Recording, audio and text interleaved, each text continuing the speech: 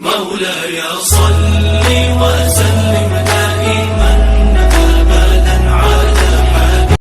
أعوذ بالله من الشيطان الرجيم. بسم الله الرحمن الرحيم. إنا هديناه السبيل إما شاكرا وإما كفورا. إنا أعتدنا للكافرين سلاسل وأغلالا وسعيرا. آمين بالله صدق الله العظيم. دوستو سورۃ الدہر کی آیت نمبر 3 اور آیت نمبر 4 کی تلاوت کی. دعا ہے اللہ رب العزت ہم سب کو قرآن مقدس پڑھنے، سمجھنے اور اس پہ عمل کرنے کی توفیق عطا فرمائے. جتنے بھی دوست باپ درس قرآن میں شریک ہیں، اللہ رب العزت کی بارگاہ میں دعا ہے ہم سب کے لیے، خصوصاً ہمارے والدین کے لیے، ہمارے اساتذہ کے لیے، حضور کی ساری امت کے لیے اس درس قرآن کو اللہ رب العزت بخشش اور مغفرت کا ذریعہ. اللہ رب العزت نے آج کے درس کے اندر اس بات کا ذکر فرمایا، شروع سے لے کے آخر تک اس انسان کو سمجھانے کے لیے، راستہ بتانے کے لیے اللہ نے 4 مقدس کتابیں اتاری. ان میں سے یہ قرآن پاک آخری کتاب ہے، اور اسی طرح اسی انسان کو سیدھا راستہ بتانے اور دکھانے کے لیے اللہ پاک نے 1,24,000 کما پیش رسول نبی اس دنیا میں بھیجے، اسی انسان کو راستہ ہدایت کا دکھانے کے لیے، سمجھانے کے لیے. اس کے بعد ان انبیاء کے جو صحابہ تھے، حضور کی اہل بیت اطہار ہیں، حضور کے صحابہ ہیں، اولیاء کرام ہیں، علماء حق ہیں، سب نے اسی انسان کو راستہ سمجھانے کے لیے اس دنیا میں بھیجا ہے. آج اللہ پاک نے اسی راستے کا ان آیتوں کے اندر ذکر فرمایا جن کو ہم نے یہ سیدھا راستہ دکھایا، اور اب انسان کی مرضی ہے کہ وہ سیدھے راستے کو اختیار کر لے. اب اس انسان کی مرضی ہے کہ غلط راستے کو اختیار کر لے. تو اللہ پاک نے فرمایا انا ہدینا، بے شک ہم نے ہدایت دی، ہم نے سکھایا، السبیل، وہ راستہ ہم نے دکھا دیا ہے. انسان کو خود مختار بنا کے، صلاحیت اللہ پاک نے دے کے، ذہن دے کے، اب انسان کی مرضی ہے. وہ راستے ان کے جو نقصانات ہیں وہ بھی بتا دیے کہ اس راستے کا یہ نقصان ہے، اس کی یہ سزا ہے، اور اس راستے کا یہ فائدہ ہے، اس کے اندر رب کی رضا ہے، اللہ رسول کی رضا ہے. اے انسان اب تیری مرضی ہے کس راستے کو اختیار کرتا ہے. تو اللہ پاک نے فرمایا انا ہدیناہ السبیل، فرمایا بے شک ہم نے راستہ دکھا دیا.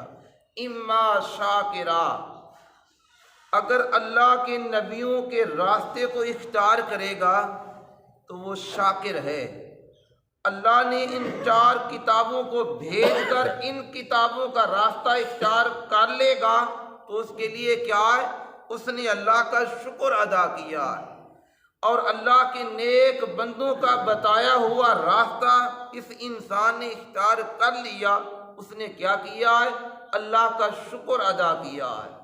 اور اسی طرح علماء حق نے جو راستہ بتایا، اس راستے پہ چل کر اپنی منزل کی طرف اس نے اپنا سفر شروع کیا، تو اس نے کیا کیا؟ فرمایا اس نے اللہ کا شکر ادا کیا ہے. اور اسی طرح یہ جو اللہ کے گھر کا راستہ ہے، مسجد کا راستہ ہے، یہ بھی اللہ کے نبیوں کا بتایا ہوا راستہ ہے.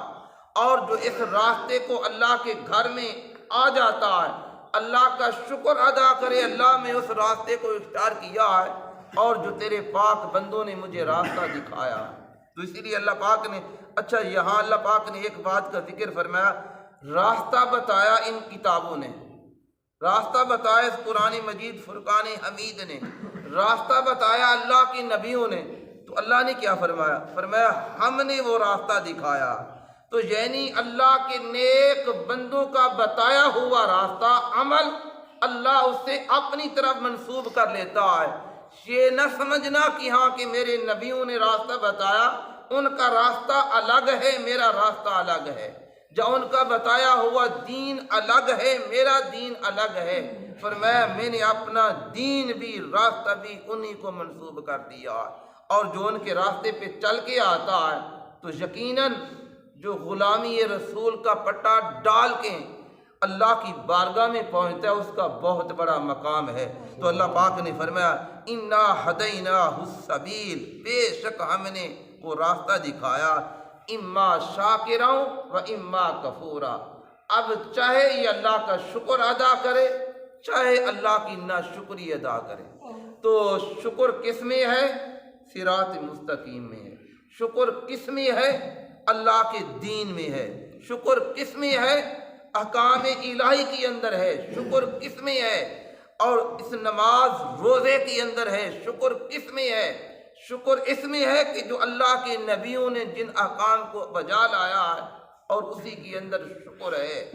اور جو قومیں، جو لوگ جنہوں نے شیطانی راستے کو اختیار کیا، انہوں نے اللہ کا شکر ادا نہیں کیا اور انہوں نے اللہ کی ناراضگی کا وہ سبب بنے۔ تو میرے بھائی، اللہ نے انسان کو خود مختار بنا کر اور سمجھنے کی طاقت دے کر اب اسے چاہیے وہ کون سا راستہ اختیار کرتا ہے۔ آگے اللہ پاک نے بتایا جنہوں نے صبر شکر والے راستے کو اختیار نہیں کیا اور اللہ کے نبیوں کے راستے کو اختیار نہیں کیا، شیطانی راستے پہ چل نکلے، اللہ کی ناشکری کی، فرمایا ان کے لیے سزا کیا ہے؟ انا اعتدنا، بے شک ہم نے تیار کر رکھا ہے، للکافرین، اور انکار کرنے والوں کے لیے۔ کافر کا معنی جس نے انکار کیا، کافر کا لفظی معنی بنتا ہے کہ جس نے انکار کیا، اللہ کے احکام کا انکار، اللہ کے نبیوں کا انکار، اللہ کی بھیجی ہوئی کتابوں کا انکار اور اللہ کے نیک بندوں کے بتائے ہوئے راستے کا انکار۔ تو فرمایا پھر کیا ہے؟ انکار اس نے کیا ہے، اس کے لیے سزا کس نے مقرر کی؟ اللہ نے۔ تو فرمایا انا اعتدنا، بے شک ہم نے تیار کر رکھا ہے، للکافرین، اور کافروں کے لیے، سلاسلہ، فرمایا وہ زنجیریں۔ اور جس طرح آپ دیکھتے ہیں یہاں قیدی جو جیل کے اندر ہوتے ہیں ان کے ہاتھ اور پاؤں میں بیڑیاں ہوتی ہیں، زنجیر ہوتی ہیں، سنگل ہوتی ہیں، تو اللہ نے یہاں بھی سلاسلہ کا لفظ استعمال فرمایا۔ فرمایا ان کے لیے زنجیریں ہوں گی، ان کے پاؤں میں ڈال کر یا ہاتھوں میں ڈال کر، وَأَغْلَالٍ، فرمایا اور دوسری بات یہ کہ طوق ہوگا، ان کے گلے کے اندر ڈال دیا جائے گا۔ علماء مفسرین لکھتے ہیں کہ ان اللہ کے جو فرشتے ہیں جو جہنم کے دروگے ہیں، فرمایا یہ زنجیریں اس انسان کے پاؤں اور گلے کے اندر توق ڈال کے، جس طرح کہ آدمی انسان کو باندھ کے پھینکتا ہے، تو فرمایا اسی طرح زنجیروں ان کے پاؤں کے اندر ڈال کے اور توق ان کے گلے کے اندر ڈال کے اللہ کے فرشتے اٹھا کے اسے جہنم کی آگ کے اندر پھینک دیں گے۔ تو میرے بھائی اس سے بچنا چاہیے۔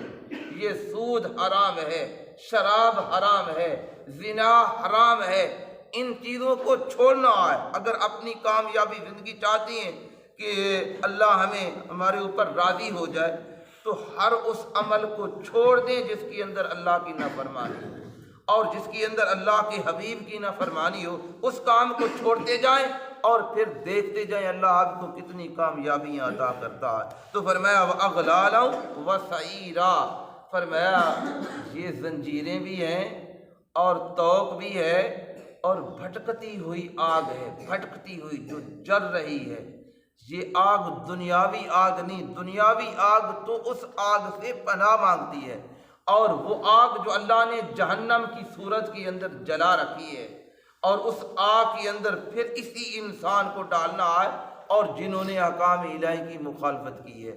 تو میرے بھائی، ہمارا طریقہ حضور کے طریقے کی ہمیں تو دین اللہ نے وہ عطا کیا ہے، کسی موڑ پہ کسی موقع پہ آپ آئیں قرآن سے پوچھیں میری رہنمائی فرما، حضور کے فرمان سے پوچھیں میری رہنمائی فرما۔ تو ہمارا دین مذہب ایسا نہیں کہ کسی موڑ کے اوپر آپ کی رہنمائی نہ فرمائے۔ آپ مسجد میں آ رہے ہیں تو کون سا قدم پہلے رکھنا ہے، کون سا بعد میں رکھنا ہے، ہمارا دین اس بات کی رہنمائی کرتا ہے۔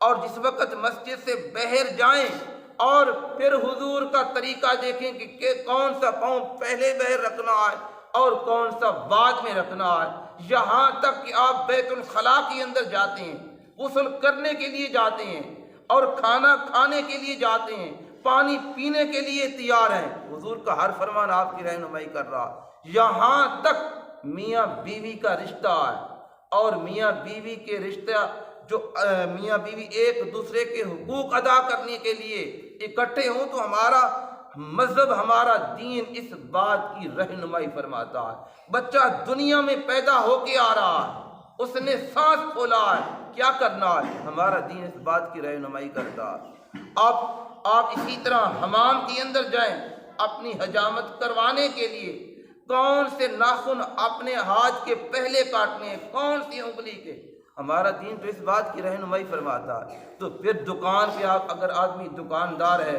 تاجر ہے، تو کیا ہمیں کسی سے دوسرے سے ادھار مانگنے کے لیے جانا پڑے گا کہ ہمیں طریقہ بتائیں تجارت کیسے کرنی ہے؟ حضور کا ہر طریقہ ہمارے پاس موجود ہے۔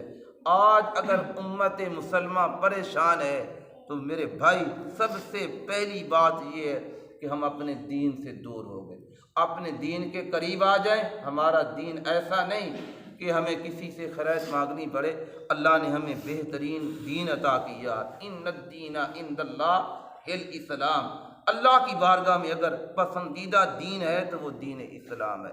اگر دین اسلام اللہ کا پسندیدہ دین ہے تو جو ہم حضور کے امتی ہیں، اللہ نے خود قرآن کے اندر فرمایا کنتم خیر امت، بہترین امت ہم نے محبوب آپ کو عطا کی ہے۔